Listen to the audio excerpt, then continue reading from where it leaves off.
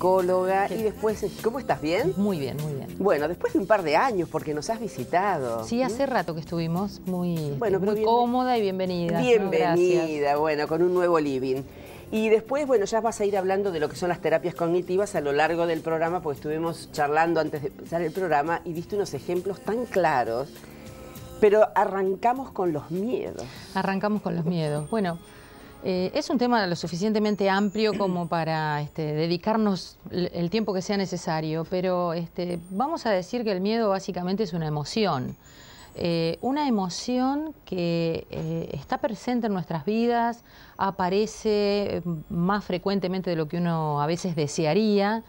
Pero vamos a desmitificarlo un poquito porque el miedo tiene su parte positiva. Es decir, uno siempre piensa que el miedo es algo malo, que es algo negativo, pero el miedo en sí mismo nos protege, tiene una función importantísima en lo que es nuestra supervivencia, nos informa de qué cosas nos están haciendo poner en peligro nuestra vida, nuestros proyectos, nuestros deseos.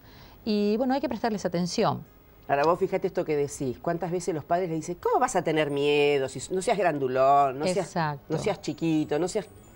Sí, los miedos más, digamos, en el desarrollo evolutivo, a partir de los 4 años ya es como que están instalados, ¿no es cierto? Pero es una emoción tan básica que es necesario prestarle atención, es necesario darle el lugar, digamos, de importancia que tiene para nuestra sobrevivencia, ¿no? Para poder alertarnos, es algo así como un centinela que nos va alertando de cosas que nos pueden hacer estar en peligro.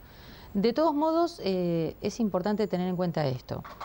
Nuestra relación con el mundo, a diferencia del animal que tiene una relación directa con el mundo, nosotros nos relacionamos y hay algo en el medio. Eso que está en el medio, que es lo que nos diferencia del resto de los seres vivos y de los animales, es nuestro pensamiento.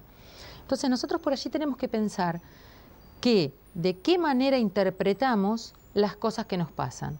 Entonces, en la medida de que nosotros tengamos una interpretación negativa, por ejemplo, de una determinada situación, esa situación se va a teñir de negativo. Si nosotros interpretamos que esta situación nos es atemorizante o nos genera miedo, entonces vamos a pensar que la emoción que corresponde a esa situación es la del miedo. Esto podríamos preguntarnos lo siguiente, ¿por qué no todas las personas reaccionan de la misma manera ante las mismas situaciones? Así es. Entonces, evidentemente que no es la situación en sí misma la que es productora de miedo, sino la interpretación que uno hace de esa situación. Esto, entonces, vos hoy hablabas de la terapia cognitiva. La ciencia cognitiva justamente tiene su postulado básico en esta afirmación de que no son las cosas las que nos producen miedo o no son las cosas las que nos producen malestar, sino la interpretación que nosotros hagamos de esas situaciones. Y los pensamientos se van a ir estructurando, se van a ir armando, se van a ir organizando en la medida de las sucesivas experiencias y en la medida en que nosotros lo vayamos acomodando en lo que nosotros vamos a llamar esquemas de pensamiento. Esos esquemas de pensamiento son algo así como cómo nos tomamos las cosas. Si yo me tomo las cosas demasiado catastróficamente, entonces voy a tener una situación que la voy a interpretar a la luz de unos lentes catastróficos. Si yo puedo cambiarme esos lentes y ver la situación de otra manera, probablemente mi reacción sea diferente. Entonces, la situación va a seguir siendo la misma. Este es el punto que por ahí nosotros trabajamos en este sentido. La situación es la misma. Lo que tenemos que cambiar es la manera de interpretarla. Y esto solamente se puede hacer modificando cómo pensamos, cómo estructuramos, qué significado le damos a esa experiencia, qué valores, qué ideas asociamos a eso que nos pasó. Y bueno, esto es un trabajo interesante, ¿no? Porque con relación al miedo, por ejemplo, la única manera de poder modificar es enfrentándolo. Entonces, hacer un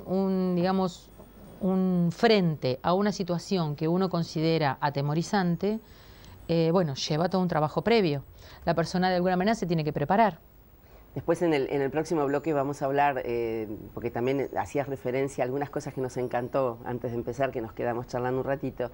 Estos miedos a veces paralizantes, ¿no? La gente que vuela, los miedos al ascensor, los miedos a quedarse encerrado. Diste algunas sugerencias que, claro, con la razón Exacto. parecen fáciles, ¿no? Sí. Pero bueno, después lo vamos a hacer. Y yo pensaba también, tal vez seguramente lo vamos a dejar para más adelante, cuando los padres tenemos miedo a algo, no sé, le hace una araña, inconsciente o conscientemente se lo transferimos a nuestros hijos o a la gente que nos rodea, ¿no? Sí, porque la educación es importantísima. Es decir, nosotros... Hoy hablabas de valores y en esto me hizo acordar a esto, partir ¿no? de cómo transmitimos esas ideas y cómo se va estructurando el pensamiento de nuestros hijos a partir de lo que nosotros les vamos transmitiendo, les vamos diciendo y cómo les ayudamos, mientras son pequeños, a interpretar las situaciones. Ahora, si nosotros tenemos miedo, mal le podemos decir a nuestros hijos que no le tengan, ¿no? Sí. Porque se nos escapa en algún momento. Sí, igual los niños por allí a veces nos sorprenden y hacen que los papás pierdan miedo muchas veces a muchas cosas. Ay, qué difícil. Sí. Los vamos a dejar pensando un poquitito. Y nosotros ahora nos vamos a ir a una pausa, pero antes de irnos a la pausa, vamos a hablar, como lo veríamos haciendo, sobre las flores de Bach. Dicen que pueden ser utilizadas